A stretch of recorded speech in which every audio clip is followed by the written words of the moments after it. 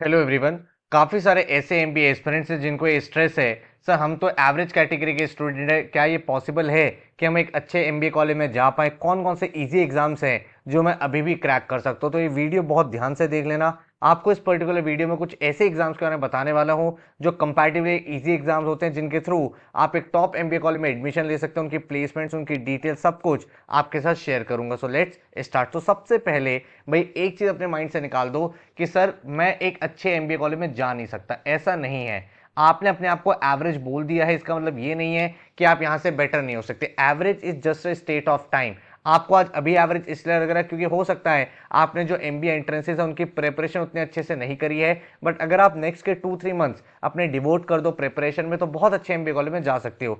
Second important thing है, ये मत समझो कि अगर आप एक एग्जाम क्रैक नहीं कर पाए तो भाई आपका तो पूरा साल वेस्ट हो गया। बहुत सारे एग्जाम्स, अराउंड 10 to 12 एग्जाम्स होते हैं, जिसमें से हम लोग कुछ ऐसे एग्जाम्स उठाएंगे जो कंपैरेटिवली काफी आसान होते हैं। तो भाई इजी एग्जाम से अवेलेबल है, और ये मत सोचना इजी एग्जाम से आप अच्छे एमबीए कॉलेज में नहीं जा सकते। आपको अभी एमबीए कॉलेजेस की प्लेसमेंट दिखाऊंगा and you will be shock कि इजी एग्जाम होने के बाद भी भाई बहुत टॉप प्लेसमेंट वहां से निकलती है। फोर्थ इंपॉर्टेंट चीज हमेशा ध्यान रखना कि जो भी डिफिकल्टी लेवल होता है ना, वो लगभग रिलेटिव होता है। हाँ, हम ये मान सकते हैं कि पेपर इजी है। जब भी पेपर आसान होगा ना, वहां पे कट ऑफ थोड़ी सी ज्यादा होगी, तो आपको मॉक ज्यादा लगाने पड़ेंगे। ऑन द अदर हैंड, जैसे अगर मैं बात करूं जैड जैसे एग्जाम की, वो एग्जाम थोड़े से डिफिकल्ट माने जाते हैं, लेकिन वहां पे कट ऑफ भी कम हो जाती है। तो रिलेटिविटी का भी आपको ध्यान रखना है। बट फिर भी कोशिश करता हूं आपको ऐसे एग्जाम बता पाऊं जो आपको कॉन्फिडेंस गेन करने में हेल्प करेंगे। तो सबसे पहले हम लोग बात कर रहे हैं कैट एग्जाम की। आप कैट एग्जाम को भाई बहुत सारे लोग बहुत डिफिकल्ट मानते हैं। आप उस तरीके से अप्रोच मत करो। देखो एक चीज समझो, आपको डिफिकल्ट कब लग रहा है? पहली बात तो ये समझो कि 66 टोटल क्वेश्चन आपके एग्जाम में आने हैं। 99 परसेंटाइल के लिए आपको 26 करेक्ट क्वेश्चन करने थे। लास्ट ईयर का एक्चुअल डेटा है। मैं मानता हूं कि भाई बहुत बार ऐसा भी होता है ये 26 क्वेश्चन भी नहीं हो पाते, लेकिन आप ये भी तो समझो कि कैट में ऐसा नहीं है कि सिर्फ 99 वालों को अच्छे कॉलेजेस मिल रहे हैं। अगर आप 95 ला रहे हो तो भी टॉप इंस्टीट्यूट्स हैं। आप एमडीए गुड़गांव की बात कर लो, आप काफी सारे आईआईटीज की बात कर लो, वहां पे आप एडमिशन ले सकते हो। अगर आप 90 के आसपास ला रहे हो तो भी भाई आईएमटी गाजियाबाद जो एक one of the best MBA college है मार्केटिंग का, आईएमआई दिल्ली जो फाइनेंस का बेस्ट कॉलेज है, उसमें आप जा सकते हो। इसी तरह से 85 के बहुत सारे कॉलेजेस हैं भाई। अब आप ये देखो 90 परसेंटाइल लाने के लिए तो आपको सिर्फ 15 क्वेश्चन करने हैं आउट ऑफ 66। हाफ से भी कम पेपर करना है, 1/4 से भी कम पेपर आपको करना है, और इतना तो आप डेफिनेटली नेक्स्ट जो 50-60 डेज है उसमें अचीव कर सकते हो। तो ये मत सोचो कि मैं 99 ला ही नहीं सकता तो कैट तो मेरे लिए डिफिकल्ट हो गया। भाई मान लो किसी रीजन की वजह से आप 99 नहीं भी ला सकते तो 95 एम कर सकते हो, 90 एम कर सकते हो। यहां पे भी तो टॉप इंस्टीट्यूट अवेलेबल है, और अगर आपकी प्रिपरेशन थोड़ी सी स्ट्रांग हो जाती है तो why not 98 and 99 as well. तो आप ये माइंडसेट लेके चलो कि सबसे पहले मेरा एम होना चाहिए 90 का जो बैरियर है उसको ब्रेक करना है, और उसको ब्रेक करना कोई बहुत डिफिकल्ट नहीं है। 198 मार्क्स में से 44 मार्क्स ही चाहिए, ठीक है, जो एक बहुत ही रीजनेबल इजीली अचीव हो जाता है। अभी जो आपके पास टाइम है उनको आप अगर सही से यूटिलाइज करोगे तो डेफिनेटली अचीव कर सकते हो, अगर आपकी प्रिपरेशन अच्छी है, वेल एंड गुड है। अदरवाइज भाई 30 डेज की एडवांस वर्कशॉप स्टार्ट हो रही है 12 अक्टूबर से 30 नवंबर तक चलेंगे, जिसमें 30 डेज नॉन स्टॉप आपकी लाइव क्लासेस चलेंगी। और यहाँ पे अगर आपके बेसिक्स स्ट्रांग है, वेल एंड गुड है, आपके एडवांस की प्रिपरेशन हो जाएगी। और अगर बेसिक्स नहीं है तो हम आपको बेसिक की वीडियोस भी प्रोवाइड करेंगे, ठीक है। 100+ आवर्स की लाइव वर्कशॉप ही रहने वाली है। 9 से 12 आपके मिडनाइट में क्लासेस चलेंगे, और इसमें जो ऑब्जेक्टिव है पूरा का पूरा क्वांट्स, वर्बल, एलआरडीए, जितने भी मोस्ट इंपॉर्टेंट ट्रेंडिंग क्वेश्चंस हैं सब कुछ आपको कराए जाएंगे। और एक बहुत ही यूनिक स्ट्रेटजी है 30-60-90 सेकेंड, कि आपको कैसे पिक करना है कि इजी क्वेश्चन है इसको 30 सेकंड में कैसे सॉल्व करना है, ये मॉडरेट क्वेश्चन इसको 60 सेकंड में कैसे करना है, और एडवांस वाले को 90 में कैसे करना है। और इसी तरीके से एलआरडीए में 8-10-12 मिनट स्ट्रेटजी, कि भाई आपको कब कौन सा सेट पिक करना है। बहुत बड़ी कंफ्यूजन होता है कि हम सेट नहीं पिक कर पाते, बहुत बार ऐसा होता है 4-5 मिनट लगा देते हैं, बट अब आपको समझ में नहीं आता कि अब आपको सेट छोड़ देना है या फिर वापस कंटिन्यू करना है। तो ये सारी चीजें आपको यहाँ पे सिखाई जाती हैं। और जब आपको डिफरेंट डिफरेंट टेक्निक से क्वेश्चन कराए जाते हैं कि भाई अगर आपको इस क्वेश्चन में कॉन्सेप्ट नहीं पता फिर भी आप ऑप्शन से कैसे सॉल्व कर सकते थे, तो मुझे लगता है एक रीजनेबल परसेंटाइल आप आराम से अचीव कर सकते थे। वर्कशॉप 12 अक्टूबर से स्टार्ट हो रही है, और इसमें भाई जो फीस है दैट इज 5,999, लेकिन 4,999 अभी अर्ली बर्ड डिस्काउंट है, जो हमारी वेबसाइट studybus.co.in से आप एनरोल कर सकते हो। ये आपके सामने वर्कशॉप का स्केड्यूल आप पूरा देख सकते हो, बहुत ही बैलेंस तरीके से आपका एक एक टॉपिक कवर होगा। पहले आपकी क्वांट्स की वर्कशॉप है, परसेंटेज प्रॉफिट एंड लॉस, फिर आपकी क्वांट्स की time and work, pipes and systems का एलआरडीआई, फिर again quants verbal LRDI, quants verbal then quants LRDI. तो एक तरीके से पूरा का पूरा एलआरडीआई के जितने टॉपिक्स हैं, वर्बल के जितने टॉपिक्स हैं, आरसीज नॉन आरसीज, क्वांट्स में आपका पूरा arithmetic, algebra, modern math, geometry, number system, हर एक टॉपिक आपको कराया जाएगा। तो एक कॉम्प्रिहेंसिव रिवीजन हो जाएगा, चाहे आपका एक सेक्शन वीक हो, चाहे आपका एक पर्टिकुलर गैप हो, हर एक चीज इन वर्कशॉप के बाद काफी ज्यादा बेटर आप फील करोगे।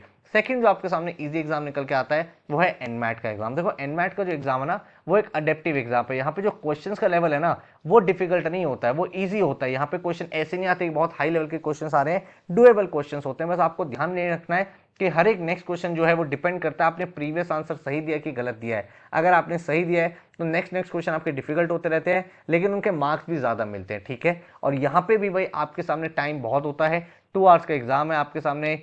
वर्बल, क्वांट्स, एलआर, इन तीनों का ऑर्डर आप अपने अकॉर्डिंग सीक्वेंस अपने अकॉर्डिंग सेट कर सकते हो। और 360 में से आपको मार्क्स लाने हैं, अराउंड 230 प्लस ले आओ तो एक काफी अच्छा स्कोर माना जाता है जिससे आप टॉप कॉलेज में जा सकते हो। एंड अगर आप प्लेसमेंट देखना चाहते हो तो भाई देख सकते हो, जो प्लेसमेंट डेटा है 2023 का है, क्योंकि 2024 का जो प्लेसमेंट डेटा है कुछ कॉलेजेस ने रिलीज नहीं किया। आपको एक बेटर तरीके से आप रिलेट कर पाओ, उसको कंपेयर कर पाओ, इसीलिए लास्ट ईयर का आपको प्लेसमेंट बता रहा हूँ। एनएमआईएस मुंबई जो इनका फ्लैगशिप कॉलेज है उसकी एवरेज प्लेसमेंट 26.63, एग्जाम भी एचआर, क्योंकि एचआर के लिए प्रोग्राम एक्सेप्ट करता है तो 20.03, तापनी का 14.8, केजेस हमारे 12.23। तो अच्छी प्लेसमेंट यहाँ से जारी है। और भी नए कॉलेजेस इस साल ऐड हो गए हैं जो आपके लिए काफी अच्छी अपॉर्चुनिटी बन जाता है। और अगर आपको एनमैट स्नैप की तैयारी करनी है, इसका क्रैश कोर्स भी लॉन्च कर दिया, रिकॉर्डेड कोर्स है 50 डेज का, इसको आप अपने अकॉर्डिंग जल्दी भी खत्म कर सकते हो। एंड इस कोर्स में आपको 100+ आवर्स के लेक्चर्स मिलते हैं, क्वांट्स, एलआरडी, वर्बल के बिल्कुल बेसिक से एडवांस तक पूरा का पूरा एनमैट स्नैप सिलेबस कवर होता है। 3 आपको इंटरेक्टिव ई बुक्स मिलती हैं जो NMAT snap specific e books हैं, जो आपके लिए बहुत ज्यादा हेल्पफुल रहेंगे। इसमें उसी टाइप के क्वेश्चन होंगे जो एग्जाम में पूछेंगे। 10 एनमैट के एडेप्टिव मॉक्स, 20 स्नैप के मॉक्स आपको मिलेंगे। तो एनमैट स्नैप एस्पिरेंट्स के लिए ये पूरा कोर्स डिजाइन किया गया है। इसका जो फीस है दैट इज 3,999। डेमो लेक्चर्स नीचे अवेलेबल, आप आराम से देख सकते हो। थर्ड जो एक इजी एग्जाम आता है वो है आपके सामने स्नैप का पेपर। स्नैप की आपके अच्छी एडवांटेज क्या है कि आपके सामने भाई 3 डेट्स आपको प्रोवाइडेड है कि 8 दिसंबर, 15 दिसंबर, 21 दिसंबर, 3 बार आप इस पेपर को अवेलेबल कर सकते हो, अपीयर कर सकते हो। एंड जो आपका बेस्ट स्कोर होगा वो काउंट किया जाएगा, ठीक है। और पेपर का लेवल बहुत इजी रहता है, क्वेश्चंस काफी आसान आते हैं। बस ओनली जो चैलेंज यहाँ पे है कि 60 क्वेश्चंस आपके सामने 60 मिनट्स में करने हैं, ठीक है। तो आपको स्पीड काफी अच्छी बनानी होती है।